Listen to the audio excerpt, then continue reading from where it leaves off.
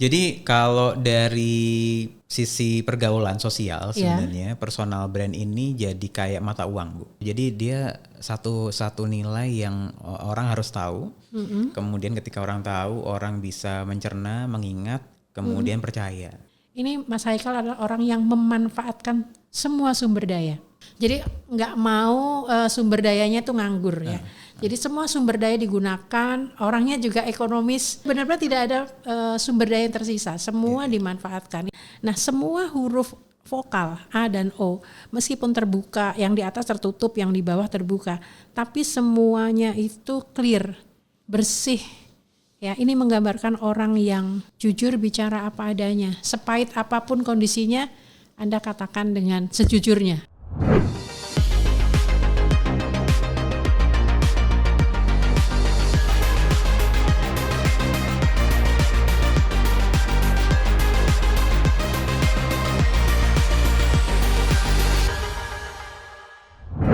Halo Grafo Lovers, setiap pribadi memiliki cara tersendiri menuju sukses. Salah satunya dengan mengenal karakter diri melalui ilmu grafologi.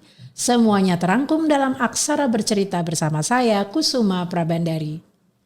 Episode kali ini wajib Anda cermati karena secara khusus saya akan membahas mengenai personal branding.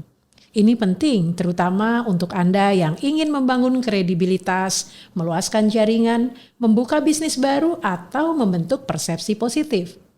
Bukan sekedar pencitraan, namun bagaimana Anda membuat citra diri agar dikenal sebagai ahli di bidang tertentu. Tamu saya kali ini akan membantu Anda untuk menemukan citra diri yang sesuai dengan keahlian dan kepribadian yang dimiliki, serta cara memaksimalkannya. Halo, apa kabar Pak Haikal Basagili? Alhamdulillah sehat, Bu. Gimana kabar, Bu? Terima kasih ya, Bu, sudah mengundang. Terima kasih juga sudah sampai di sini, dan ini kesempatan yang istimewa karena saya menghadirkan seorang pakar personal branding. Ini baru pertama kali saya membahas tentang personal branding. Boleh di-spill sedikit nggak? Apa itu personal branding? Personal branding itu sederhananya kalau kita keinginan seseorang langsung terasosiasi sama apa yang jadi expertise-nya, Bu. Oke, kita akan lanjutkan nanti ya pembahasannya karena saya akan menampilkan profil dari Haikal Basagili berikut ini. Keahlian dalam membentuk personal branding atau citra diri tak lepas dari sosok yang satu ini. Yap, beliau adalah Haikal Basagili, seorang sarjana manajemen pemasaran yang kini dikenal sebagai konsultan personal branding. Pengalaman profesional Haikal telah ia rintis sejak tahun 2014 silam. Hingga saat ini menekuni dunia konsultan untuk menolong klien-klien yang ingin membangun citra diri untuk meraih kesuksesan. Personal branding menjadi pembeda di tengah persaingan karena dapat membantu klien lebih menonjol dan memiliki kesan unik di benak orang lain, serta membangun kepercayaan dan kredibilitas dalam dunia kerja. Bagaimana meraih kesuksesan melalui personal branding yang tepat? Kusuma Prabandari akan membahas selengkapnya sesaat lagi. Jangan kemana-mana, tetap saksikan Aksara Bercerita. Pak Haikal, apa kabar? Sekali lagi terima kasih sudah hadir jauh-jauh dari Surabaya. Luar biasa. Saya boleh menyapa dengan Mas Haikal? Boleh, Bu. Saya belum bapak-bapak banget sih sebenarnya, Bu. Baik. Nah, ini Grafo Lovers tuh pengen tahu juga ya, apa sih sebetulnya yang dimaksud dengan personal branding? Ini kan kata yang memang sudah sangat populer saat ini. Betul. Boleh dijelaskan seperti apa itu? Kalau personal branding sendiri sebenarnya aktivitas sebenarnya, Bu. Aktivitas atau rangkaian aktivitas untuk bisa memperkuat persepsi terhadap seseorang. Nah, persepsinya sendiri namanya personal brand. Jadi seringkali ketukar sih, Bu, kalau di Indonesia. Personal branding lebih populer karena aktivitasnya tadi ya. Betul, branding ya. Pentingnya punya personal brand ini kemudian sejalan sama aktivitas-aktivitas yang dilakukan. Gitu. Hampir semua orang hari ini melakukan personal branding sebenarnya karena tuntutan industri. Apa yang mereka anggap penting ya punya personal brand itu? Jadi kalau dari sisi pergaulan sosial sebenarnya personal brand ini jadi kayak mata uang, Bu. Jadi mata uang kita. Begitu pentingnya ya? Betul. Jadi dia satu nilai yang orang harus tahu. Kemudian ketika orang tahu, orang bisa mencerna, mengingat, kemudian percaya. Oke. Nah, untuk dapat percaya itu yang memang prosesnya panjang. Untuk bisa masuk ke sana, nyicilnya dari personal brand yang mudah diingat sebenarnya. Oh begitu. Gitu. Nanti boleh disampaikan ya contoh seperti apa gitu ya personal brand, proses personal branding dan kemudian bisa menjadi sebuah personal brand seperti itu ya. Nah, sebetulnya kalau orang sudah melakukan branding, kemudian dia punya brand tertentu, value-nya apa buat orang itu? Kalau orang ini punya brand berupa produk ataupun jasa, itu akan mirroring sebenarnya Bu, akan berkaca ya. Jadi hari ini karena kita punya teknologi yang membuat kita bisa mengakses informasi secara real time, itu orang butuh tahu, butuh kenal sama sosok di baliknya. Sehingga memang kenapa kok customer ataupun orang lain yang akan kontak sama seseorang atau sebuah brand itu ingin tahu figur di belakangnya ini siapa. Sebenarnya bukan karena hal-hal terkait yang sesuatu yang tertentu ya, tapi rasa ingin tahu kita itu udah semakin tinggi Bu. Semakin tahun bukan semakin kita cuek, tapi kita semakin ingin tahu gitu. Apakah berarti kalau ini individu ya, brand itu harus namanya dia atau sesuatu yang ada di balik nama itu? Seperti apa sebetulnya? Sebenarnya bisa dua cara Bu. Jadi nama ini bisa merepresentasikan dari sebuah pengalaman ataupun sebuah keahlian. Dan kalaupun keahliannya dia unik, dia akan mengacu ke sebuah nama gitu. Contoh misalnya Bu Kusuma nih. Saya tahu Bu Kusuma punya expertise baca tulisan orang dan secara menerjemahkan karakternya precisely gitu ya. Jadi itu akan melekat, oh kalau grafologi ke Bu Kusuma nih mengacunya. Mungkin Bu Kusuma bukan salah satunya grafolog ya, tapi orang akan ingat Ibu karena expertise itu gitu. Lebih jauh lagi ternyata bukan cuma sekedar expertise-nya, pendekatan di baliknya Bu yang membedakan seseorang yang kemudian menjadi unik. Apa yang ingin diangkat oleh Kusuma sebagai seorang grafologis itu bagian dari personal branding. Betul. Nah, kebetulan ini kan podcast Aksara Bercerita, begitu ya. Ini sebuah brand, katakanlah ini sebuah brand, apakah perlu di branding lagi atau itu sudah melekat dengan Kusuma? Nah, ini contoh gampangnya ini aja podcast ini saja ya. Bagaimana? Kalau misalnya Aksara Bercerita tiba-tiba ganti host Bu, dia akan punya nuansa berbeda Bu. Nuansa berbeda karena melekatnya Aksara Bercerita itu adalah Bu Kusuma adalah Aksara Bercerita.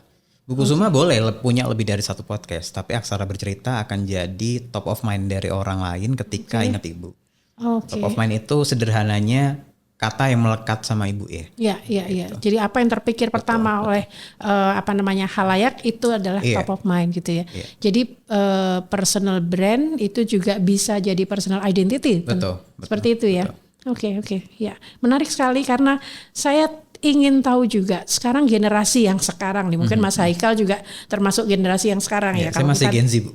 Wow, luar biasa. Kenapa Gen Z itu juga sangat menganggap penting personal brand itu?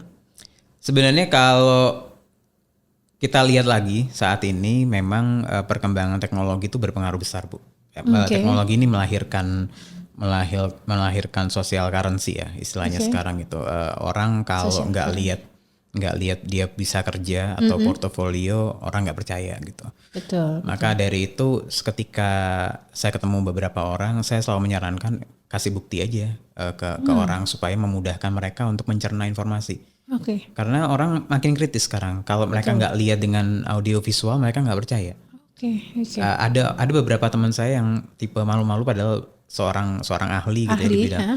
Karena tipe yang humble sekali nggak mau kasih lihat keahliannya, akhirnya orang nggak dengar.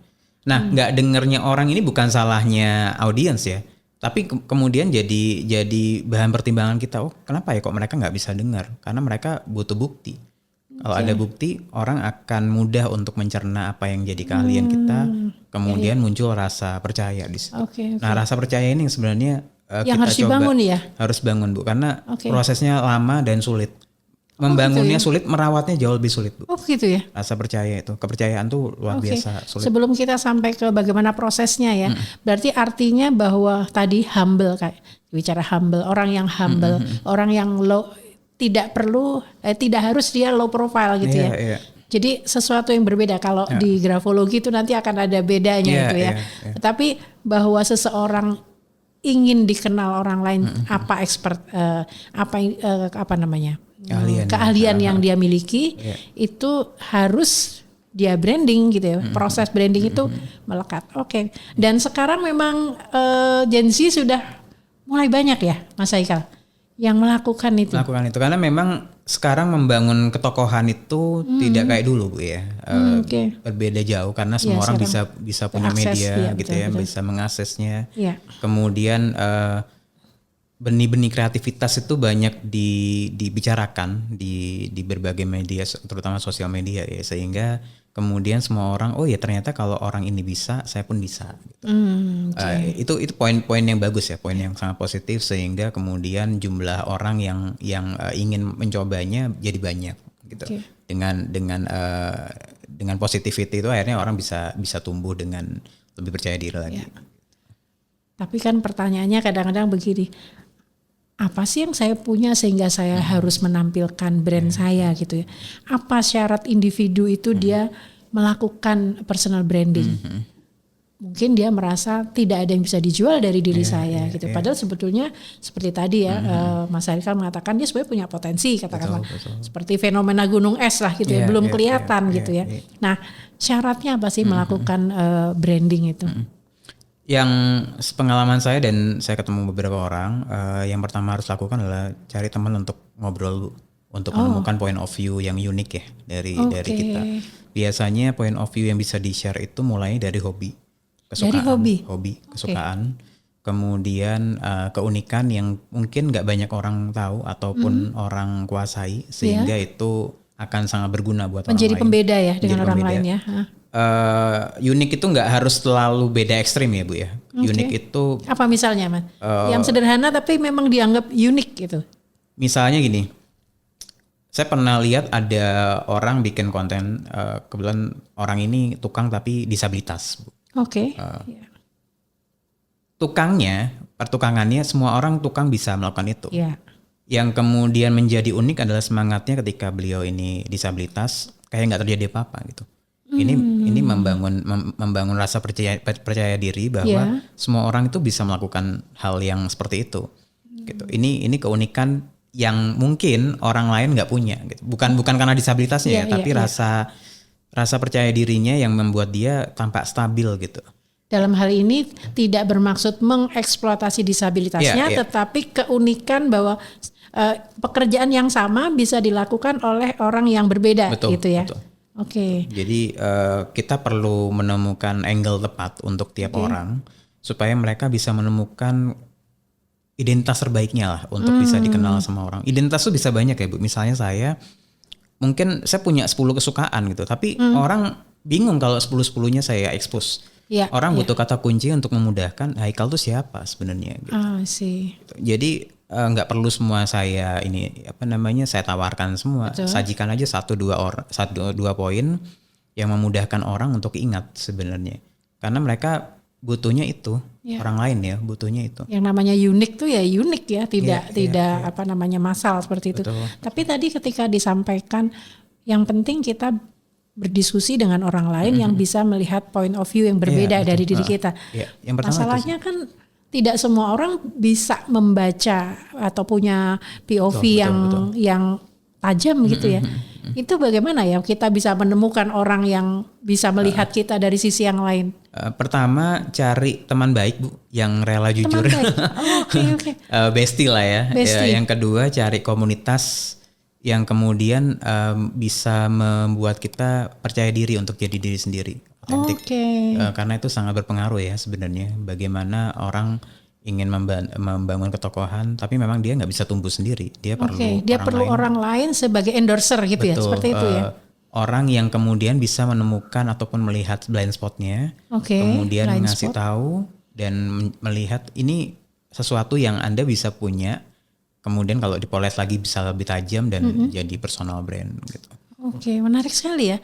Jadi sebetulnya kita membutuhkan orang lain untuk melihat diri kita dari sisi yang mungkin berbeda gitu ya. Betul. Oke. Itu penting sekali sebenarnya, Bu. Kalau saya membayangkan seperti kita bercermin, Ya. jangan hanya pakai satu cermin ya. Betul. Kita pakai beberapa cermin Iya, gitu iya. supaya ada angle-angle yang menarik yang kita bisa temukan. Oke, menarik sekali.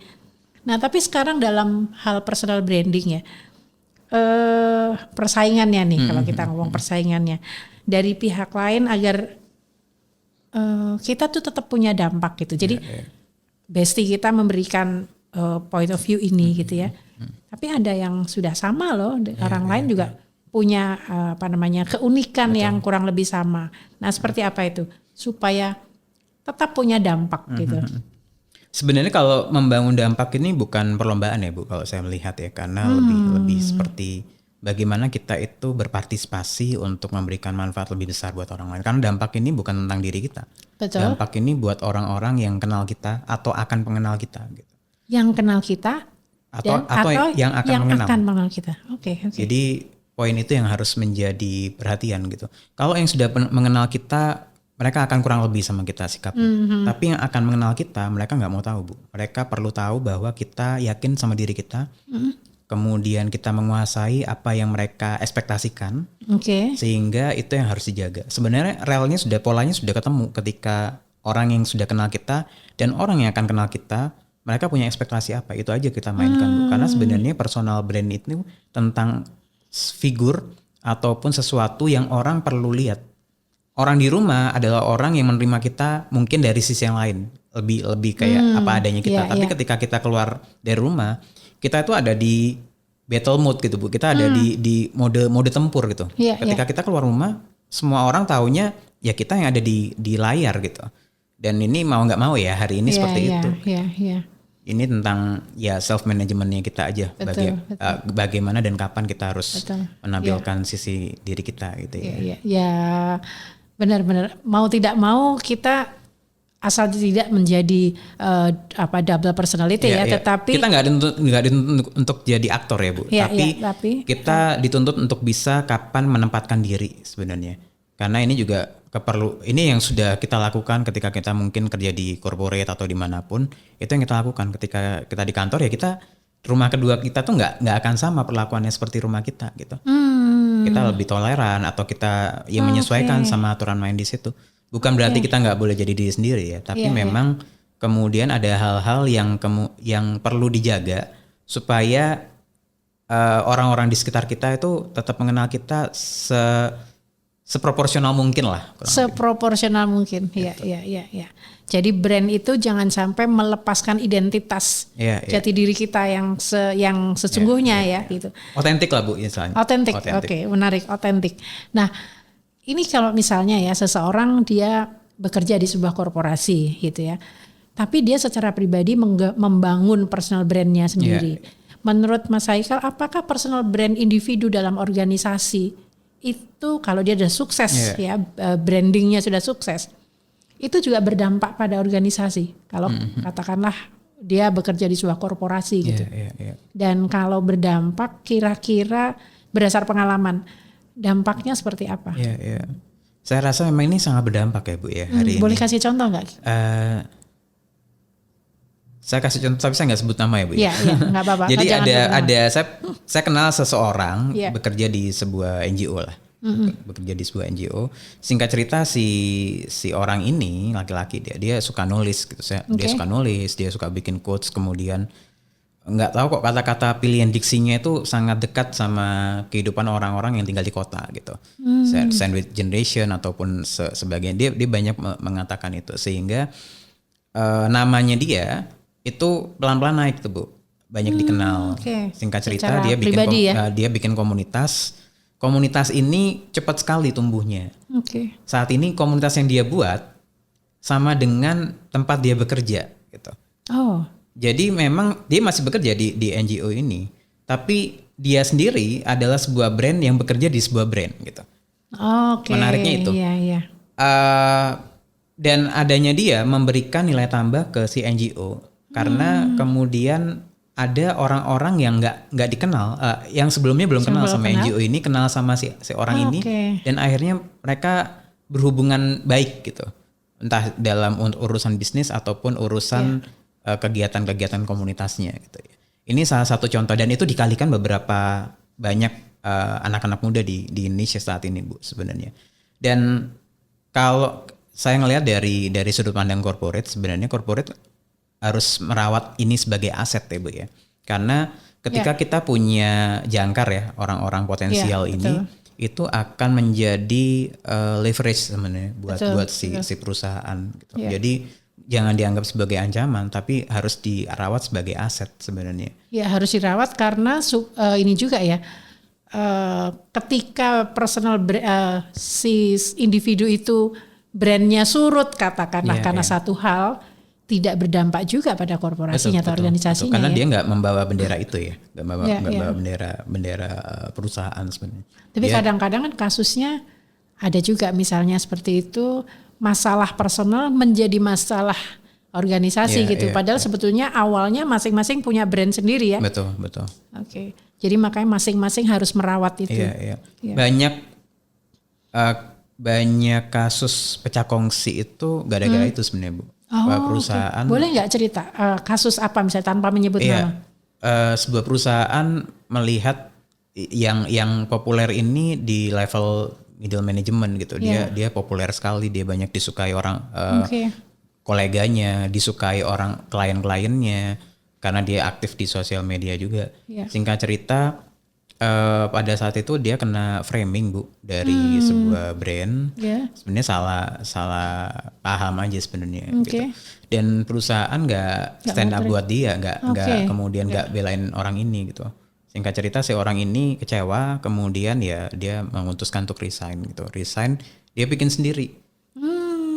Dan saat ini cukup populer gitu perusahaan yang dia buat karena dia tahu cara handle. Iya dia udah di dalam kan, jadi dia tahu. Dan levelnya dia sebelumnya di middle management Bu, itu dikit lagi udah level C-level dia sebenarnya. Tapi karena si levelnya tidak mengayomi lah. Ya sudah itu resiko perusahaan seperti itu. Makanya menurut saya hari ini PR kita sebagai individu ataupun sebagai seorang pemimpin itu melihat potensi terbaik aset yang kita punya. A1 kita itu sebenarnya potensi terbaiknya apa? Pada kondisi apa kita harus hadir buat mereka? Pada kondisi apa mereka harus support kita? Karena harus mutual kan ya. Dan kita bisa tumbuh bersama gitu. Karena perusahaan hari ini kalau nggak bangun emotional attachment sama timnya ya mereka nggak bisa berkelanjutan. Jangan menganggap sebagai ancaman ya. Betul. Karena sebenarnya hari ini kompetisi terbesar itu dari internal Bu. Banyak perusahaan besar itu munculnya kompetitor terbaiknya itu dari internal. Dari dalam. Betul. Gitu. Banyak sih beberapa ada tamu saya juga mengatakan sebelumnya dia tim gitu ya, udah tahu dalemannya seperti apa. Ketika kemudian memutuskan keluar gitu ya. Ternyata dia membuat bisnis sejenis gitu ya. Saya kalau ini berani sebutin brand Bu. Saya mau kasih contoh, ada satu perusahaan namanya Tinder. Mungkin Ibu pernah dengar ya atau mungkin Gravel Lovers pernah dengar. Jadi Tinder ini besar sekali. Aplikasi untuk jodoh lah. Singkat cerita salah satu co-foundernya dibuang lah. Mereka ada masalah kemudian dikeluarkan. Karena dia jadi otaknya, dia bisa bikin tandingannya Tinder. Dia bikin Bumble Bu. Bumble tuh orang yang sama yang bikin Tinder. Dan gak kalah populernya gitu. Justru Bumble ini menemukan blind spot yang gak bisa dikelola oleh Tinder gitu. Jadi ketika kita jadi head to head ya? Bener. Jadi sebenarnya jangan sampai sebuah perusahaan tuh menciptakan barisan sakit hati sebenarnya. Itu kuncinya. Itu bahaya sekali Bu. Karena kompetitor itu adalah orang yang paling kenal bisnis model kita. Kalau mereka nggak kenal, mereka nggak akan berani jadi kompetitor. Dan orang yang paling kenal adalah orang dalam Bu. Ordal ini harus benar-benar kita berteman sama mereka. Dia ngerti proses produksinya, dia ngerti marketnya, ya sudah. Betul. Jadi manajemen konfliknya harus dikuasai sebenarnya. Gitu. Ya ini bagian dari melihat potensi terbaik itu tadi ya. Gitu. Jadi termasuk mengelola konfliknya, bagaimana negosiasi supaya konflik yang lebih besar nggak muncul gitu. Nah, kalau tadi barusan diceritakan bagaimana kemudian bisa pecah kongsi karena dia sebetulnya memang think tank-nya ya. Orang itu adalah think tank-nya, kemudian karena ketidaknyamanan dia kemudian menjadi kompetitor head to head gitu ya. Sebenarnya orang dengan posisi tinggi gitu ya. Atau katakanlah kalau kita sekarang lihat orang-orang yang populer gitu. Apakah masih perlu sih dia melakukan personal branding? Menurut Mas Haikal gimana? Ya, personal branding ini satu aktivitas yang nggak boleh ada matinya, Bu, sebenarnya. Siapapun dia ya. Saya ngelihat kalau saya mau kasih contoh, ada satu tokoh di Indonesia yang saya rasa beliau sangat konsisten tentang personal branding. Ada satu mantan presiden namanya Susilo Bambang Yudhoyono, presiden ke-6 gitu. Pak SBY ya. Pak SBY ini menariknya ketika sudah menjabat 2 periode. Pada saat jadi presiden pernah bikin album. Ingat nggak ya? Lagu. Ternyata kita baru tahu presiden bisa bikin lagu ya. Kok sempet gitu. Tapi itu passion beliau gitu ya. Dan ketika beliau selesai masa kepresidenannya, beliau mendeklar saya full time artis sekarang. Saya full time seniman gitu. Dan melukis. Dan beliau kerjaannya ngelukis aja, Bu. Ngelukis, ketemu anak-anak muda, ngobrol tentang seni, ngobrol tentang lukisan. Dan apa yang dilakukan sama Pak SBY ini adalah contoh dari personal branding yang sebenarnya berkelanjutan. Beliau melakukan itu lagi, walaupun dulunya orang nomor 1 di Indonesia gitu. Tapi kenapa ya kok beliau harus declare lagi, saya full time artis hari ini, saya lagi berpolitik praktis gitu. Walaupun ya masih sering diundang ke acara-acara politik ya, tapi itu tidak terhindarkan. Itu ya karena melekat kan. Sampai seumur hidup ya Pak SBY akan jadi tetap presiden ke-6 gitu. Betul. Jadi hal ini yang menjadi contoh bagaimana orang selevel beliau itu sebenarnya nggak butuh personal branding sebenarnya kalau kita pikir. Ya. Tapi kenapa ya kok beliau ini masih melakukan itu gitu. Masih diabadikan di sosial medianya gitu ya. Kemudian ketika diundang ke acara anak muda masih mau datang. Padahal sebenarnya kalau mau ya di rumah aja santai gitu bisa. Tapi kemudian ini memberikan dampak positif sebenarnya, Bu. Yang beliau coba jaga kalau pemahaman saya adalah memberikan dampak itu dengan porsi yang kita punya saja. Apa yang menjadi passion, kemudian kita nyaman melakukannya. Bisa berkelanjutan dan orang lain bisa merasakan manfaat apa yang kita lakukan. Menarik sekali. Gitu. Jadi dia melakukan sesuatu yang dia sukai dengan melakukannya ikhlas saja gitu ya. Jadi memang dan itu berdampak malah ya. Jadi kayak mengabadikan hobinya aja sebenarnya. Jadi nggak nothing tulus ya. Nothing tulus kalau saya lihat. Artinya kalau dia sudah seseorang ya, saya tidak menyebut kembali ke beliau, seseorang yang dia sudah selesai dengan mungkin hiruk pikuk urusan dunianya gitu. Kemudian dia melakukan, boleh nggak saya sebut sebagai rebranding atau rebranding bisa, bisa karena dengan brand yang berbeda ya. Itu fase yang berbeda ya. Kalau sebelumnya beliau ketika jadi presiden memang terikat sama protokoler karena represent orang Indonesia gitu kan, people of Indonesia. Tapi begitu jadi seniman, ya beliau harus memperkenalkan dirinya kembali sebagai seorang SBY pelukis gitu. Ini dua pendekatan yang berbeda dan nggak bisa sama sebenarnya. Dan beliau sadar ya. Dan beliau sadar itu. Beliau memahami bahwa pendekatannya ya nggak bisa sama. Menjadi seorang seniman ya harus dekat sama semua orang, nggak boleh ada jarak ataupun nggak boleh kaku kan. Karena seni ini tentang bagaimana mengelola emosi juga kan, Bu ya. Jadi berbeda pendekatannya sama ketika jadi presiden yang ngomong harus hati-hati, ngomong harus ya dipersiapkan dulu semuanya, tapi beliau jadi dirinya sendiri dan ini fase yang berbeda dan itu butuh personal branding juga. Oke. Ini tadi contoh ketika pertanyaan saya adalah orang yang sudah mapan, orang yang sudah selesai dengan dirinya, kemudian dia melakukan shifting gitu ya. Nah kalau dia sebetulnya seseorang, dia belum sepopuler itu, dia sudah melakukan branding gitu ya, tapi menganggap bahwa itu belum populer gitu. Apakah ketika dia melakukan shifting dengan brand yang berbeda, itu lebih sulit dibanding ketika dia melakukan branding pertama kali? Branding itu satu aktivitas yang dia gak bisa instan, Bu.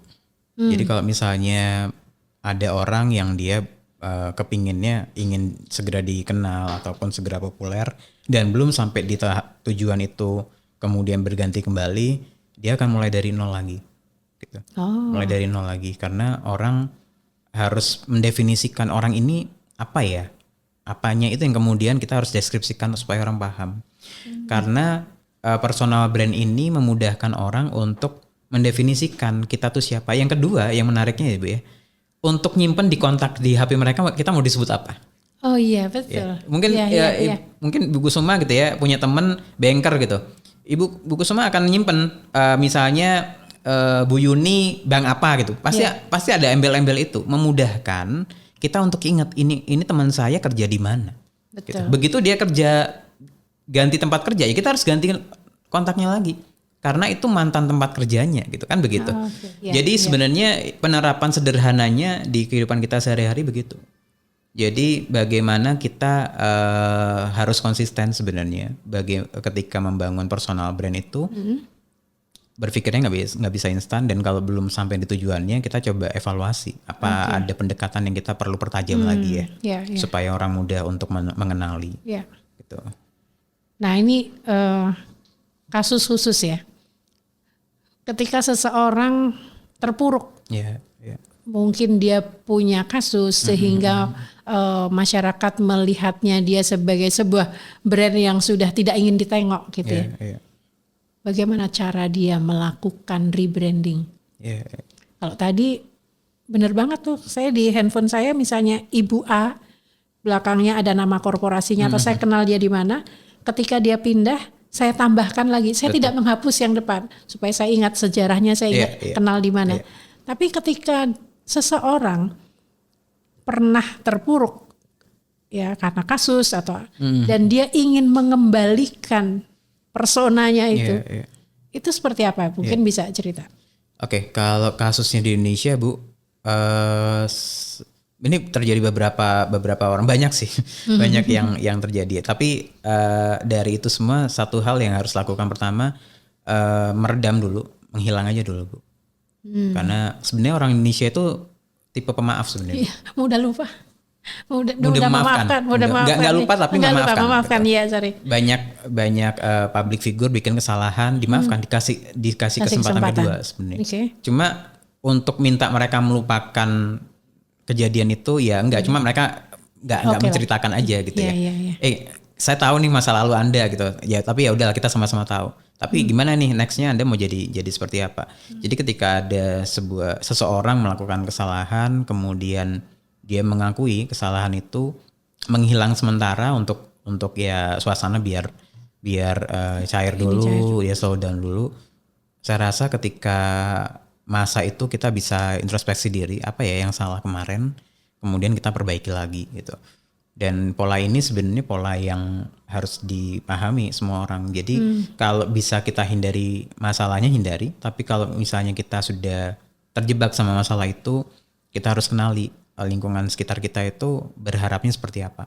Mereka pasti akan memaafkan tapi butuh waktu.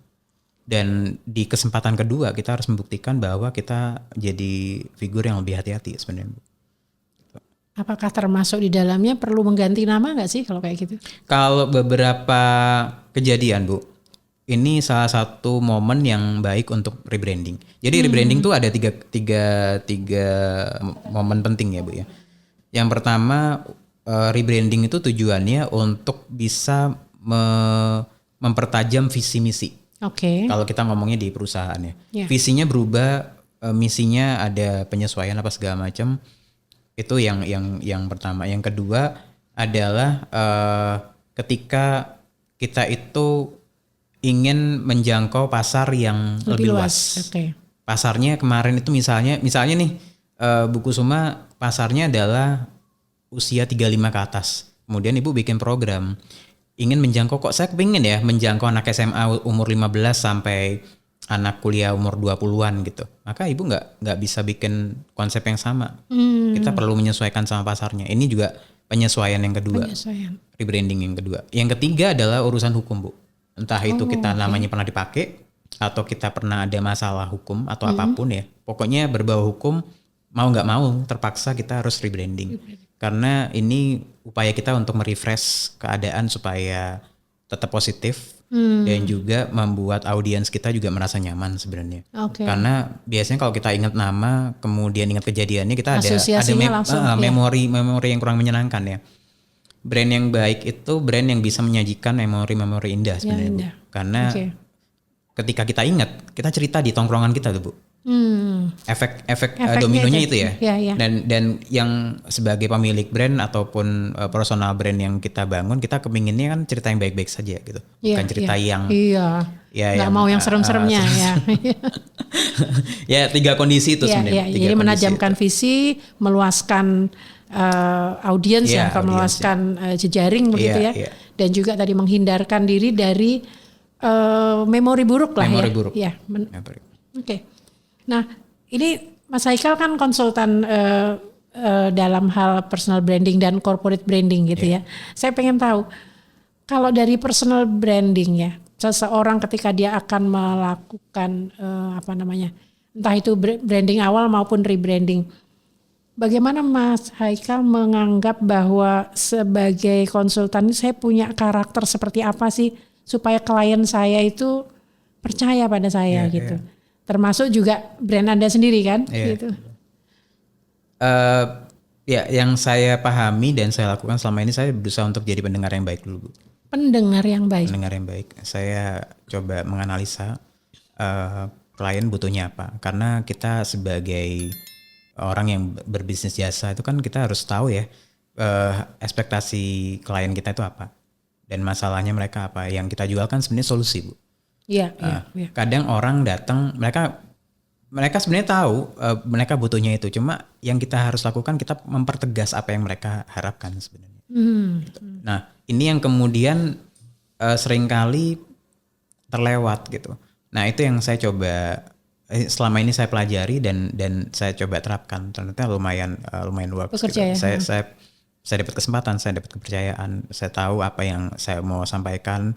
Kemudian saya mengerti kalau misalnya solusi itu diterapkan, cara mengukur dampaknya seperti apa.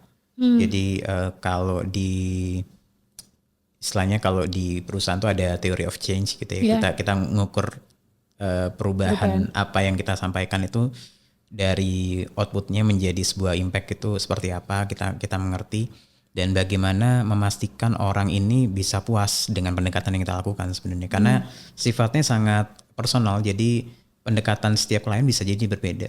Nah, jadi ibaratnya malah udah kayak dokter gitu ya. Jadi treatmentnya harus disesuaikan ya. Oke. Dan mungkin nggak itu di tengah jalan berubah strategi gitu? Mungkin ya. Mungkin. Namanya kita manusia kan dinamis ya, Bu ya. Mood kita itu bisa berubah sepersekian detik gitu ya. Jadi kita mengerti resiko itu dan kemudian kita perlu mempelajari bagaimana memanagenya gitu. Kata kuncinya tadi pertama mendengar dulu ya, menjadi pendengar yang baik. Sehingga tahu bagian mana yang akan bisa dikulik gitu ya. Karena sebenarnya industri itu nggak textbook banget, Bu. Ini yang kemudian kita harus pahami gitu. Dan sangat cepat ya. Betul. Saya berkesempatan jadi dosen tamu di beberapa kampus. Saya selalu ngomong sama mahasiswa saya bahwa Anda nggak bisa cuma belajar per chapter ini aja, karena di luar sana ini nggak kepake. Ilmu tentang manusia itu dinamis sekali, lebih it's beyond dari apa yang kita tahu gitu. Kita harus belajar sama mereka. Belajarnya ya ngobrol, dia dengerin mereka ngomong, gitu. Jangan sampai kalian jago kandang, ngerasa kalian sudah hafal bukunya, nggak tahu buku ini ditulis 20 tahun yang lalu. Manusia hari ini begitu lewat pandemi udah berubah. Game changernya tuh pandemi sebenarnya, Bu. Berubah semua. Aturan main hidup tuh berubah total. Gitu. Tapi bukannya tetap basic knowledge-nya itu ada? Ada. Saya nggak bilang itu nggak berlaku, Bu. Tapi memang ada banyak hal yang berubah. Betul. Nah, kita harus peka dengan perubahan-perubahan itu. Karena kata kuncinya adalah menjadi relevan sama industri. Kalau kita nggak relevan sama industri, kita nggak pakai, Bu. Apalagi teknologi nggak tambah mundur ya, teknologi makin maju. Makin ketinggalan. Bayangkan ada Perdana Menteri AI itu kan luar biasa, Bu ya. Ini udah tinggal tunggu waktu aja sebenarnya. Gitu. Jadi sepenting itu jabatannya dikasih ke AI gitu. Jadi Ya, ini adalah sebuah pertanda itu bagaimana kita menjadi relevan, dan di industri consulting ya, saya melihat ada kecenderungan itu bagaimana kita menjawab tantangan-tantangan, menjadikan diri kita relevan dan supaya kita tetap dipercaya sama orang. Ya, gitu. Gitu. Nah, tadi pertanyaan terakhir saya tentang bagaimana sih karakter apa yang diperlukan ya sebagai seorang konsultan personal branding gitu ya. Sesuai dengan, karena ini adalah podcast grafologi. Iya. Ini bagian paling deg-degannya saya nih, Pak. Saya terima kasih karena Mas Haikal sudah mengirimkan tulisan pada saya. Sangat menyenangkan membaca tulisan ini. Sebagai informasi, ketika saya menganalisis saya tidak membaca isinya. Jadi sampai detik ini saya tidak tahu isinya. Hanya ada nanti di bagian-bagian tertentu di mana saya merasa perlu untuk melihat konteksnya. Tapi secara keseluruhan saya tidak tahu. Jadi Grafolover, saatnya saya ingin membaca atau menganalisis tulisan dari Mas Haikal ini. Pertama kali yang membuat saya pandangan pertama saya adalah saya melihat margin.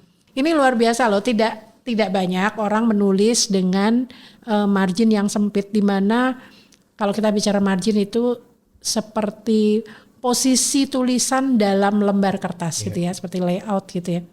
Nah, ada orang yang menulis itu margin kiri kanan atas bawahnya lebar ya. Tapi Mas Haikal menulis dengan penuh gitu ya. Ini mungkin apa karena ceritanya banyak atau seperti apa, tapi sebenarnya tidak itu. Pilihan Anda untuk menggunakan lembar kertas ini secara penuh, ini menggambarkan bahwa seluruh marginnya sempit. Ini Mas Haikal adalah orang yang memanfaatkan semua sumber daya. Jadi nggak mau sumber dayanya itu nganggur ya. Jadi semua sumber daya digunakan, orangnya juga ekonomis dan tidak ada benar-benar tidak ada sumber daya yang tersisa, semua dimanfaatkan. Ini saya rasa nanti akan berpengaruh pada kenapa pilihan Anda kemudian tadi menceritakan sebagai konsultan itu kan berarti bekerja mandiri ya, mandiri ya. Jadi sumber dayanya digunakan secara optimal. Nah, meskipun marginnya itu penuh ya menulisnya. Marginnya sempit, tetapi sebenarnya kalau dilihat ini teratur dalam arti semua konsisten dari atas sampai bawah. Sempit ya sempit terus gitu, yang dari atas juga dari kiri ke kanan semua juga sama gitu ya, yang di bawah juga demikian. Ini menggambarkan bahwa Mas Haikal orang yang berjiwa bisnis memang, dan orangnya formal serta punya tujuan yang jelas. Jadi apa yang ingin dicapai, tujuannya itu apa, itu sudah jelas. Dan cukup ekspresif dalam menyampaikan ide-idenya. Nah, kemudian menariknya adalah tadi kalau sudah pilihannya bisnis sendiri itu memang harus punya optimisme ya. Punya optimisme, punya ambisi yang positif dan nggak gampang merasa, jadi tidak mudah berkecil hati seperti itu ya. Ini tergambar dari bagaimana baseline atau garis dasar tulisan ini naik secara normal. Saya memang harus melihat secara dengan alat gitu ya, apakah ini lurus atau naik sebetulnya. Ternyata ini naik secara normal. Jadi saya gunakan penggaris gitu ya untuk mengukur seperti itu. Nah, sekarang ini dengan tulisan yang ide yang banyak yang mau ditulis, saya belum baca terus terang. Nanti saya akan baca setelah ini. Jadi ide banyak yang akan disampaikan ini membuat Anda tidak sadar bahwa tulisan Anda ini nyambung dan nggak nyambung. Jadi orang zaman dulu tuh artinya orang tua saya gitu. Semua tulisannya nyambung. Nah, generasi-generasi setelah saya dan sekarang itu banyak yang hurufnya cetak-cetak gitu ya, terus terpisah-pisah. Nah, dalam tulisan ini yang Anda buat ini semua hurufnya ini terkoneksi dan tidak terkoneksi itu sama banyaknya. Ya, connecting and disconnecting script gitu disebutnya seperti itu ya. Ini sama banyaknya antara yang nyambung dengan yang nggak nyambung. Ini menggambarkan sekali lagi orang yang kreatif, dia mudah beradaptasi dengan baik dalam segala situasi. Kemudian juga handal dalam banyak bidang. Dan satu catatan lagi, dia atau Mas Haikal ini mampu mempertahankan apa yang disukai atau tidak disukai. Jadi kalau sudah punya pendapat bahwa ini benar, ya benar. Kalau ini nggak benar, ini nggak benar. Dan Anda bertahan di situ. Kok senyum-senyum, benar nggak sih? Kayaknya begitu ya? Iya Bu. Benar, sepertinya begitu ya? Iya, memang benar sih. Karena saya waktu saya SMP itu juara debat Bu. Oh. Saya kalau ngomong A, walaupun saya di pihak kontra, harus saya mengagak ini sih. Oh gitu ya? Saya juara debat. Karena saya merasa mungkin itu ini ya, nggak tahu ya, mengalir aja sebenarnya. Cuma nggak tahu, mungkin untuk ukuran di SMP saya tipe orang yang lumayan jago ngomong gitu. Oke, iya. Nah, space itu jarak ya, jarak antar kata dan jarak antar baris itu space-nya itu lebar ya, lebar. Ini menggambarkan bahwa orang yang independen dan idealis ya. Tapi saya sarankan kalau nanti suatu saat akan menulis dengan ide yang cukup banyak, jangan dipaksakan harus satu kertas. Oh iya. Jadi harus berpindah. Khawatirnya kalau memaksakan dalam satu kertas, halaman kertas, kemudian mengorbankan space-nya, itu kan menjadi nggak baik karena sebenarnya space ini sudah cukup baik. Betul. Begitu ya. Nah, kemudian kalau kita bicara bagaimana respon kita secara emosional kepada lingkungan, itu bisa digambarkan dari slant atau kemiringan. Ada orang yang menulis itu miring ke kanan. Ada orang yang menulisnya tegak. Sebagian orang yang mungkin agak kurang sehat dan punya karakter-karakter tertentu, ada yang miringnya ke kiri. Ada juga yang variasi. Nah, Mas Haikal ini termasuk dalam menulis dengan vertical slant atau kemiringannya itu tegak gitu. Ini menggambarkan orang yang punya konsentrasi yang baik, kemudian mau menerima saran, dia bisa mengatur emosi. Kemudian cenderung untuk tidak memihak dan juga objektif. Tapi memang kadang-kadang merespon sesuatu itu terlalu logis. Jadi orang melihatnya kadang-kadang kok nggak punya perasaan ya gitu. Betul. Karena terlalu logis seperti itu. Nah, ini tergambar dari vertical slant-nya. Jadi kalau menghadapi keadaan emergensi, orang lain udah panik, Anda lebih kalem gitu. Karena bisa menekan emosinya seperti itu. Ya. Bentuk hurufnya juga, jadi kalau di grafologi itu ada orang yang menulis dengan bentuk huruf bulat, ada yang kaku seperti itu ya. Ada juga yang lancip lah gitu ya, tegak-tegak lancip gitu. Nah, ini bentuk hurufnya memang semuanya kombinasi bulat dan kaku. Ini sekali lagi orang yang mudah beradaptasi dan mau menerima saran baru. Jadi dari tadi saya membaca bahwa open minded gitu ya, mau menerima saran, mudah beradaptasi, itu muncul berkali-kali gitu ya. Seperti itu. Nah, dalam tulisan tangan saya selalu juga memperhatikan bagaimana penulis itu meletakkan titik. Saya mau kasih pesan dan saran juga pada Grapholovers bahwa titik dan tanda baca itu jangan sampai ketinggalan, terutama titik di huruf I dan di huruf J. Karena titik itu menggambarkan ketelitian dan sebagainya ya. Nah, titik yang ada di di tulisan tangan Mas Haikal ini semuanya tepat di atas hurufnya. Jadi nggak lari kemana-mana. Misalnya menulis kepribadian, kami, misalnya gitu ya. Itu titiknya itu tepat di atasnya, persis gitu ya. Ini menggambarkan orang yang teliti, detail, dan tahan stres. Orang lain udah capek dengan pekerjaan itu, Anda masih tahan gitu ya. Maksain tahan tuh Bu. Oh gitu ya. Ya, ini tergambar semua. Kebetulan titiknya juga banyak, huruf I dan I-nya banyak, jadi saya bisa lihat. Nah, saya juga melihat mengenai lower zone. Jadi saya jelaskan sedikit. Dalam tulisan tangan itu ada 3 zona tulisannya. Ada zona atas. Kalau kita bayangkan kita menulis huruf K, huruf L, itu ada zona atas dan tengah. Kalau G itu tengah dan bawah. Nah, saya mau bicara mengenai lower zone atau zona bawah ya. Zona bawahnya semua di huruf G, huruf J, huruf apalagi ya ini G, J, Y dan sebagainya. Ini semua tegas ke bawah. Ya, ini menggambarkan orang yang punya determinasi. Dia orang yang orientasi pada hasil, result oriented, dan juga project finisher. Kalau dikasih kerjaan selesai.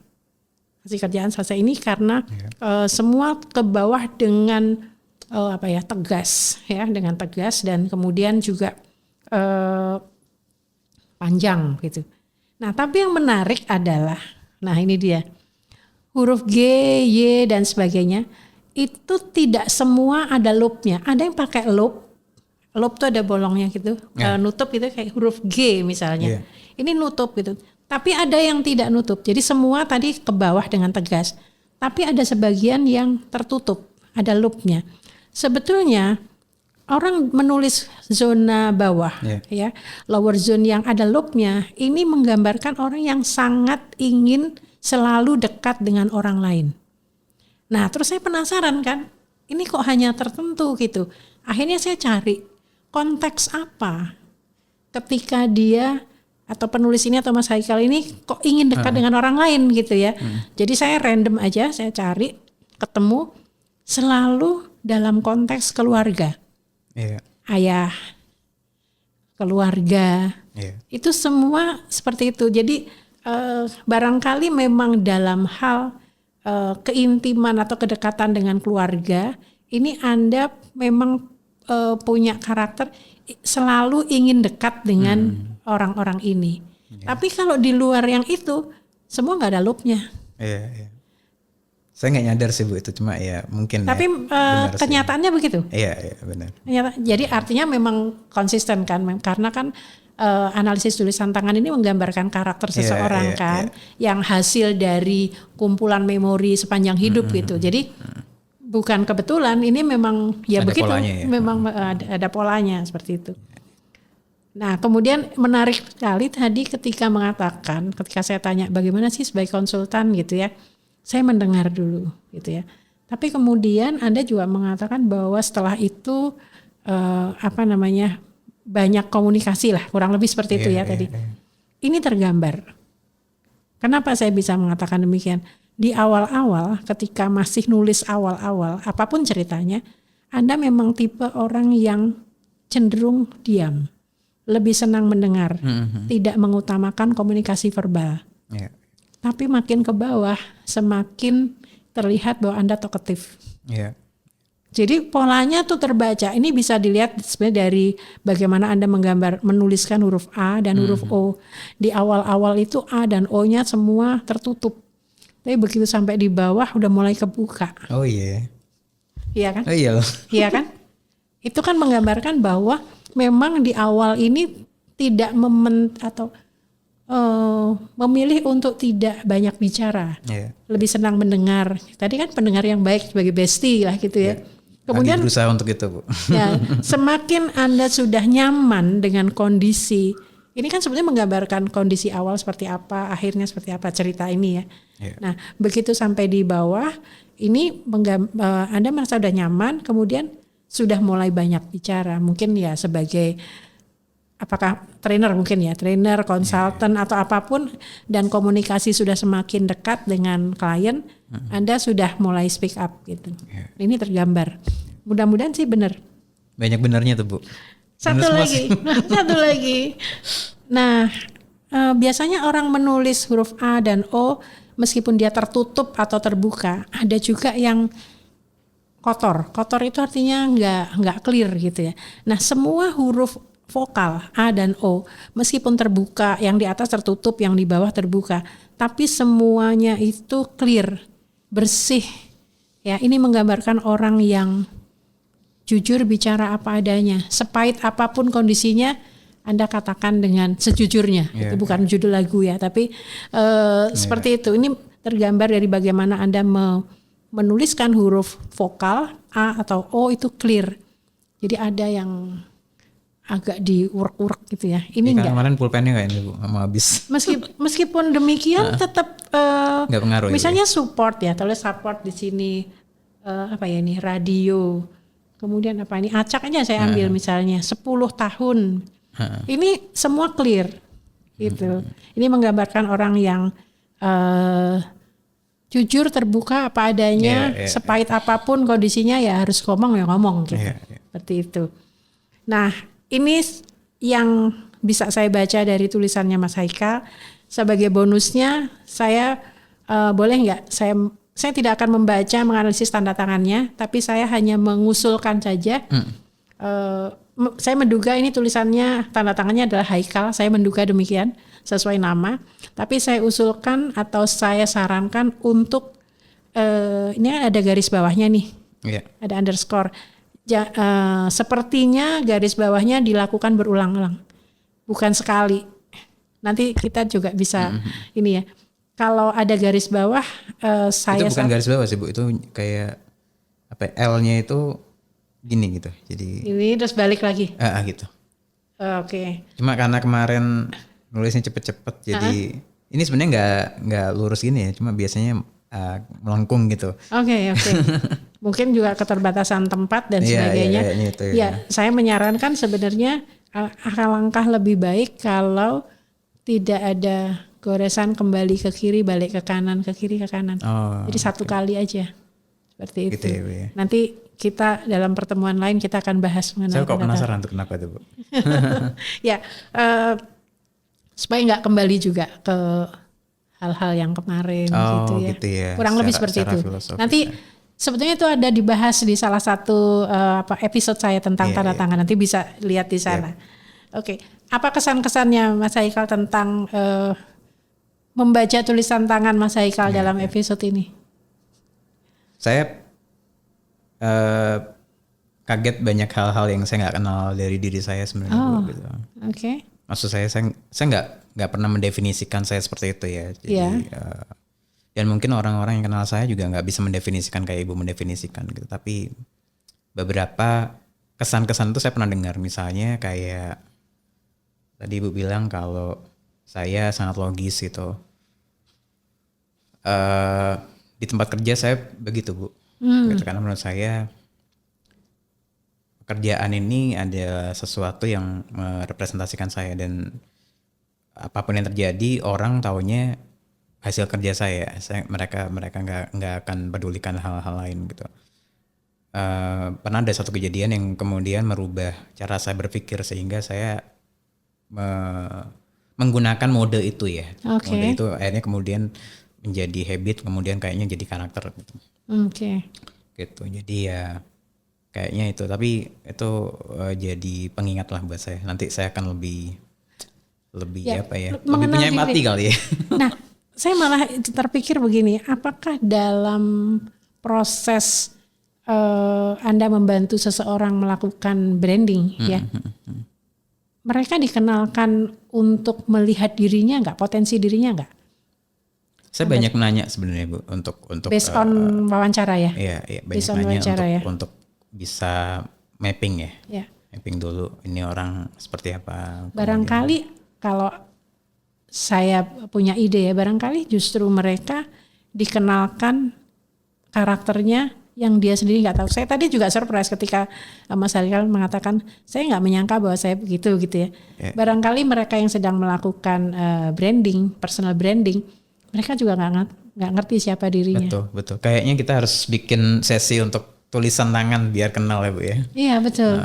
Karena bagaimana mereka bisa mengatakan sesuatu, Anda mendengar, tapi ada sesuatu yang kalau saya ibaratkan gunung es ya, yang disampaikan pada konsultan adalah gunung es yang ada di permukaan, tetapi sebetulnya bagian besarnya di bawahnya. Dan ini terbaca, memang tulisan tangan, analisis tulisan tangan itu seperti itu, melihat, memotret sesuatu yang tidak kelihatan.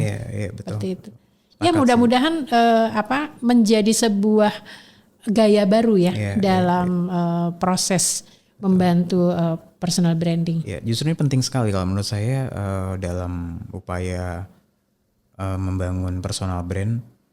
Kita tahu hal apa yang kemudian tampak dominan kayak tadi Ibu, beberapa poin itu saya merasa itu aja diri saya. Saya nggak bilang saya teliti ya. Justru saya tuh kalau nulis Bu, misalnya saya bikin slide presentasi, saya sering typo malah Bu. Ada dua faktor sih sebenarnya, karena mungkin saya lupa, yang kedua karena aplikasinya tiba-tiba otomatis. Tapi anggaplah saya yang lupa gitu. Tapi saya ngerasa beberapa kali saya udah ngecek, saya masih ada typonya, apa karena saya kurang teliti ya. Cuma saya nggak tahu teliti itu mendefinisikannya pada level apa saya disebut teliti gitu. Tapi untuk ukuran laki di keluarga saya lumayan Bu, lumayan teliti gitu. Lumayan teliti. Untuk keluarga saya gitu ya. Tapi begitu saya ketemu teman-teman kayaknya saya merasa kayaknya masih kurang gitu. Tapi ya itu menarik sih. Berarti Mas Haikal mesti lihat, Grafo Lovers mesti lihat satu episode di monolog saya judulnya Ceroboh. Nah di situ terlihat bagaimana orang yang ceroboh termasuk tidak teliti. Itu gaya menulisnya seperti apa. Banyak sih referensi-referensi yang bisa dilihat. Ya, saya baru ngelihat 2 atau 3 episode Ibu, tapi saya coba lihat yang lain. Ya, baik. Terima kasih sekali untuk kesempatan kita diskusi hari ini. Rasanya banyak sekali hal yang saya juga belajar dari Mas Haikal dan mudah-mudahan analisis ini juga bermanfaat. Sangat bermanfaat. Terima kasih sudah membaca dan mohon dimaklumi kalau tulisannya kurang. Oh, nggak apa-apa. Tidak ada yang jelek, semua masih bisa terbaca. Baik, Grafo Lovers, itulah diskusi saya bersama Haikal Basaghili yang telah mengupas tuntas tentang pentingnya citra diri di era masa kini. Semoga rangkuman podcast tadi dapat membantu Anda menemukan citra diri sekaligus memaksimalkannya untuk meningkatkan karir di masa depan. Pencitraan? No. Personal branding? Yes.